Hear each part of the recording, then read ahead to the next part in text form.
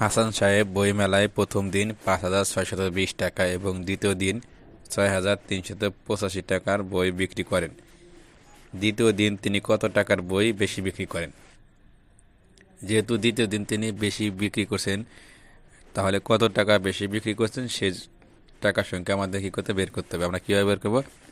আমরা দ্বিতীয় দিনে যে বেশি বিক্রি করছে সেই টাকার থেকে প্রথম দিন যে বিক্রি করছে সেই টাকার সংখ্যা আমরা বাদ দিব। তাহলে আমরা বাদ দিই। আমরা কীভাবে বাদ দিই? আমরা লিখবো দ্বিতীয় দিন বই বিক্রি করেন ৬,৩৮৫ টাকা, প্রথম দিন বই বিক্রি করেন ৫,৬২০ টাকা।